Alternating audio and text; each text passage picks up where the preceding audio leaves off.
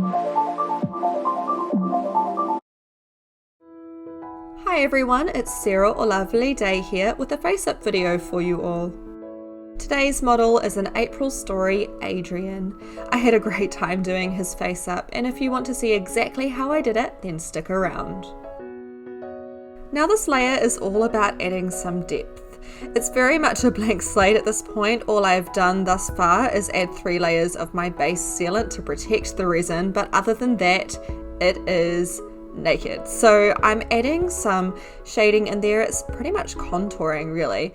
Now the colors I pick for this are a mixture of yellows, oranges, reds, even some blue and some purple in there. I tend to like this a lot more than if I just used one color, say like a red or a brown. It's a lot more realistic this way because there's a lot more to skin tones than just, you know, 1 or 2 shades. So you'll see me picking up my blue pencils and just adding little capillary type things around the eyes. I'm purposely doing this on the first layer because by the time I build up over it, they will look, hopefully, like they are under the skin. At least that is my plan. I've never done this before, so it was a bit of an experiment, but I will say that it turned out quite well. And after doing this with the pencils, I also kind of smudged them slightly with a Q-tip and my magic eraser just to further soften them, because I definitely didn't want it to look like he was concentrating super hard or was really angry and about to pop a blood vessel. That's not the look I was after at all. You'll see me looking at pictures on my phone for reference at multiple points during this video. This was a commission and I was given a couple of different pictures to kind of go off for different things. I had them next to me so I could look at them at different points throughout. I really used the Q-tips a lot this time round. They were super handy and I really underestimated how valuable they are for face-ups. The first couple of ones I did, I don't think I actually used them honestly, or if I did it was towards the end and I hadn't really considered them as a tool that would be good to use. They're definitely useful and I 100% recommend using them if you are ever going to do a face-up. My brushes are just makeup brushes, same as always, and my pencils are just regular watercolor pencils that I've honestly had since I was a kid. I obviously never use them because they look brand new, but I just got given them randomly. I think it was for a birthday or something like that, and I have had them sitting around since the beginning of time, and I thought, why not use them for this? They look good. In past, I've also used Faber-Castell watercolor pencils. I really think you could use any sort of watercolor pencils. Obviously, there's more expensive ones out there that might be easier to use, but there's definitely nothing wrong with using other watercolors. They should still give you the desired result.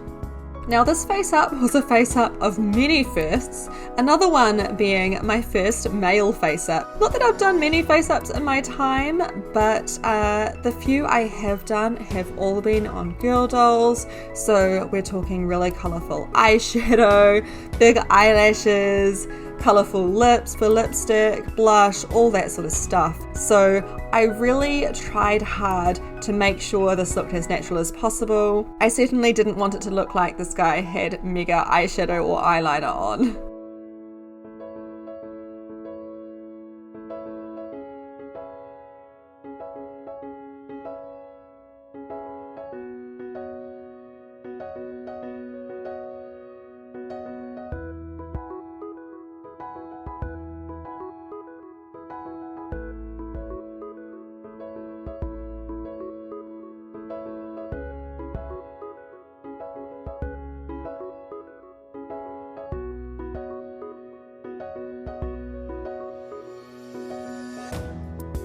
The picture you see me pulling up here, I actually drew myself.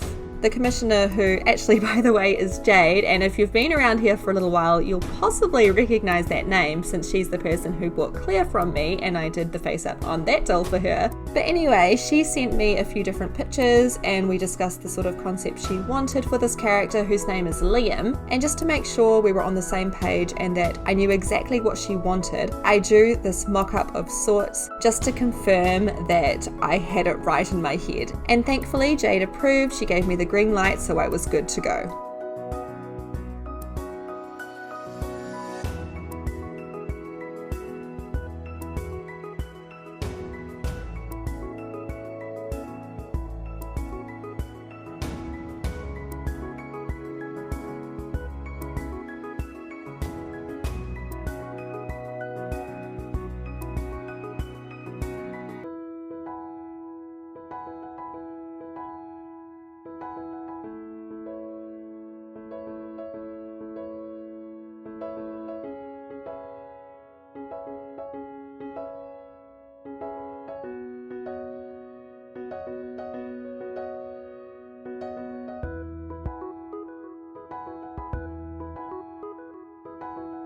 At this point, I wanted to add a little bit of blush to his cheeks, a pop of colour to hopefully make him look a little bit more real.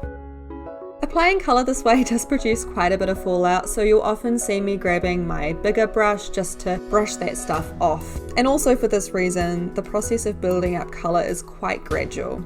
It also means that I end up jumping back and forth between different parts of the face, just because I know that it will take a little bit to build it up. I don't want to forget about certain parts of the face and then end up having to add multiple extra layers of sealant down the line. It's a waste of time, and I really don't want to have to do that if I can avoid it.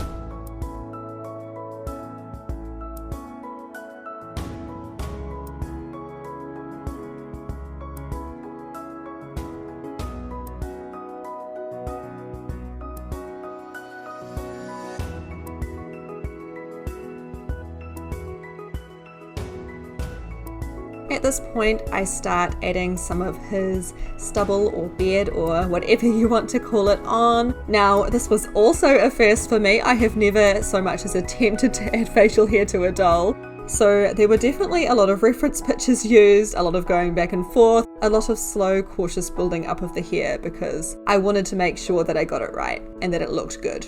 I really could not have done this without the reference pictures. There's no way I would have known where to put the hair so that it looked good and natural otherwise, so definitely use references. It's not a bad thing. I don't know why some people have it in their heads that using references is a bad thing, but it's good, just do it. Definitely the most interesting and unique part of this face up is the tattoo on the side of Liam's head.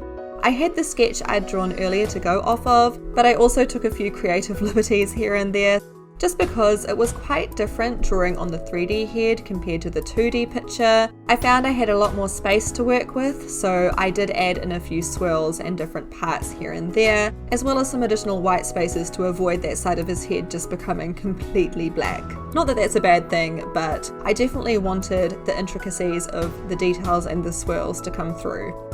When I was sketching the outlines, I made sure to sharpen my pencil a lot. There's nothing worse than trying to do this with a slightly blunt pencil, and especially when you're working on a doll like this. Even though your pencil still looks reasonably sharp, it often isn't. You really need to sharpen it a lot.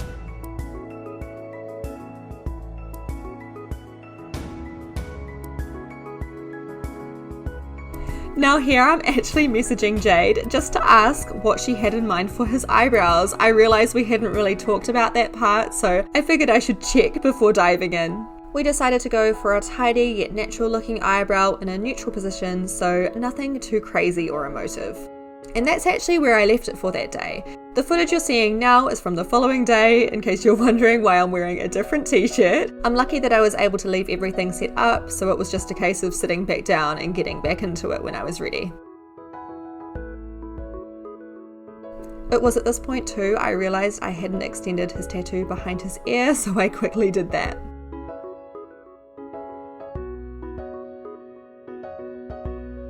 After that, I go back over the eyebrows, adding more depth, adding more colour, the sort of thing that you really can't achieve without having sealant layers in between. When I'm working, I have the head wrapped in a paper towel. That's just so that the oils from my hands don't get on the face up. Also, I'm prone to getting pigment from the pencils and the pastels on my hands, and the last thing I want is for this to be transferred onto the doll. Now, that doesn't mean to say that pigment doesn't get onto this towel, that's kind of the point. I do keep an eye on it and I'll swap it out if I notice it's getting dirty.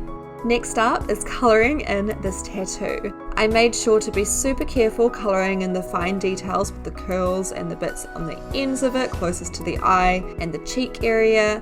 But once I got further back, I was able to just liberally apply the colour because I knew I'd be using water to smooth it out later. That's the great thing about using watercolour pencils for things like this. This was definitely a really fun and rewarding part of the face up. The more I coloured in, the more I could see the whole thing coming together. The contrast was amazing and it was just really cool to see it all coming together since the outlines really didn't show much, honestly.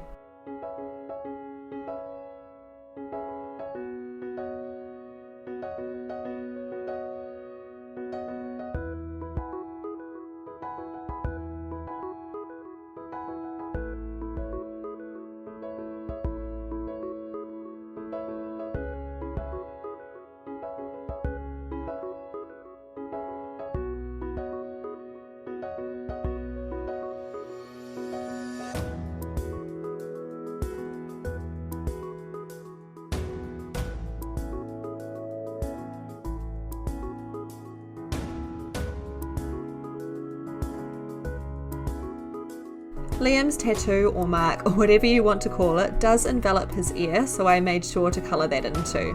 When I was shading the bigger areas, I was able to use my pencil when it wasn't as sharp, which was great. It meant less time sharpening it, but it also meant that the lines left behind were a bit messier. It looked like it had been coloured in with a pencil, funnily enough. I just grabbed a Q-tip to soften these a bit, but I knew it wouldn't really matter at the end anyway, since I would be taking water to it eventually.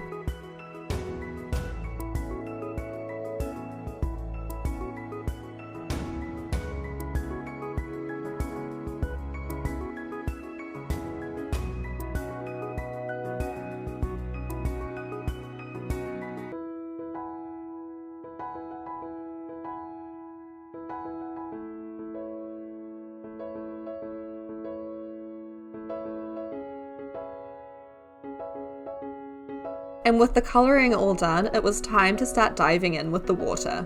I'm literally just wetting my paintbrush and then going over the area. I start using a reasonably big one for the ear, eventually picking up my smaller paintbrush just to do those fine details. It's so much fun doing this. If you've ever coloured something with watercolour pencils and then gone over top with water, you'll know what I'm talking about. It's just so satisfying and so cool just seeing all of this pigment come from nowhere almost. Before adding the water, this tattoo looked quite washed out, quite light, but as soon as that water's on there, boom, it is a dark black, and it is just so cool. It smooths it out too and makes it look so nice. I was able to add some extra little details in there just by moving my brush around, so it would remove pigment in some areas and add it in others, just so it looked cooler. I don't know how else to explain it. It's quite a generous method, I feel. You really get a lot from it without having to put much effort in.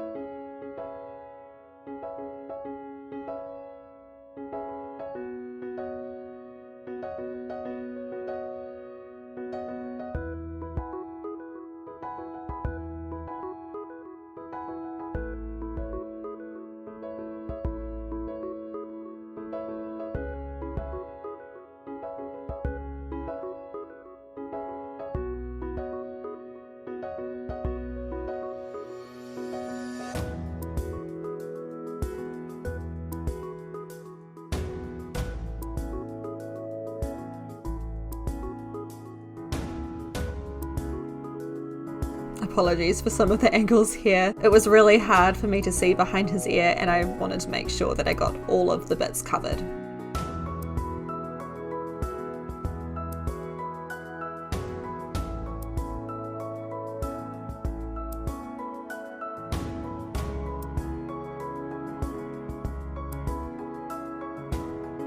I think he's looking pretty cool. Okay, from memory, this is the last layer. I could be wrong, but I'm pretty sure. Now you guys know the drill by now. I'm going back through and making things darker, adding more detail, adding more strands of hair and the eyebrows and the beard, wherever, just to make it look better.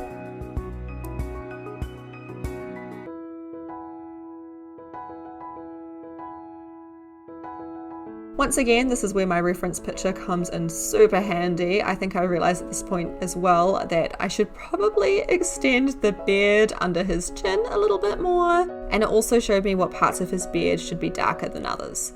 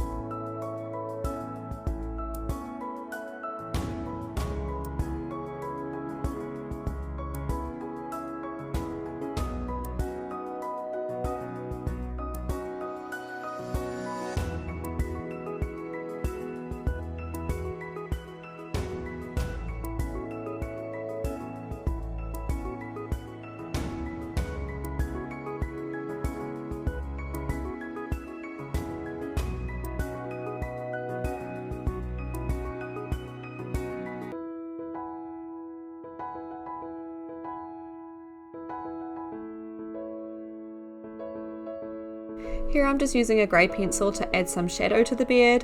At this point, I didn't stand much to gain from adding more black without muddying it and just making it look like a black blob, and that is not what I wanted.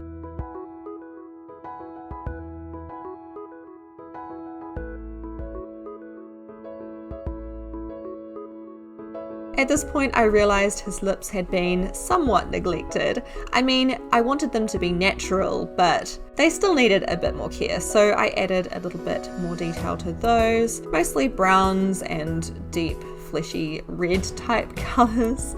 I didn't want to put too much on there because, I mean, he's not wearing lipstick, he's just chillin'. I used my white pencil to add a little bit of highlight to his lips. Moving back up to his eyebrows, I use a little bit of brown, a little bit of the grey, a little bit of white, just to define them some more.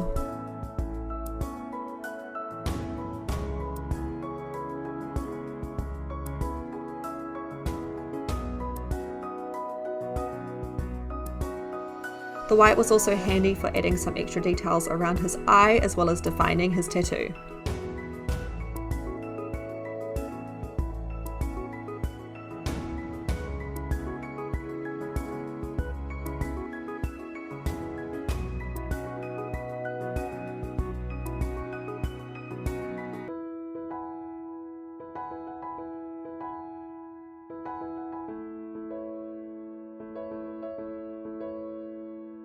Here's a prime example of me noticing that my paper towel was getting a little bit dirty. It was leaving a couple of little marks on his chin, so I buffed them off with my magic eraser, which came off really easy, so I wasn't worried about that. But it definitely was a sign I needed to swap my paper towel. Using a little bit of blue and a little bit of purple, I added a little bit of shadow around his eyes, just on that inner corner. I'm not sure I've talked about it yet, but I did add some pink to his waterline, and here I am adding some white to his inner corner just to make his eye appear brighter. It's like when you're doing your makeup really, you add white to your inner corner to make your eye appear brighter and bigger. Other than the waterline, I haven't actually done much to his eyes at this point, so here I am just adding his top lashes, kind of like eyeliner, except not eyeliner, it's really just top lashes. But yeah, and speaking of lashes, I hadn't given him any yet, which is kind of bad honestly, but I'm doing that now. I'm making up for lost time, I'm making sure they are amazing. I'm using some black, some brown, some white to make them look as realistic as possible. I mostly concentrate these towards the outer side of his eye. I'm personally not that big of a fan of having the eyelashes all the way through. I feel like that wouldn't give me the effect that I'm after.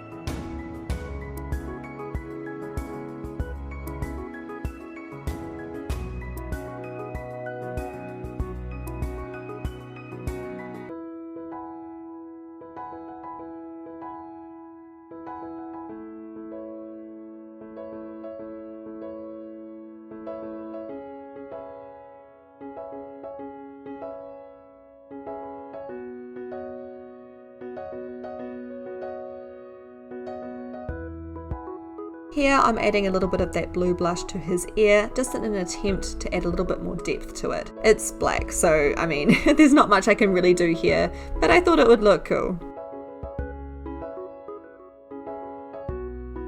I added some gloss to his waterline and to his lips off camera, but otherwise he's done.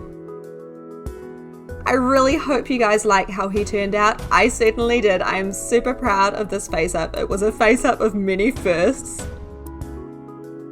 If you enjoyed this video, please consider giving it a thumbs up, and I would love it if you shared your thoughts in the comments below. Thank you so much for watching. It has been Lavily, and I'll catch you in another video sometime soon.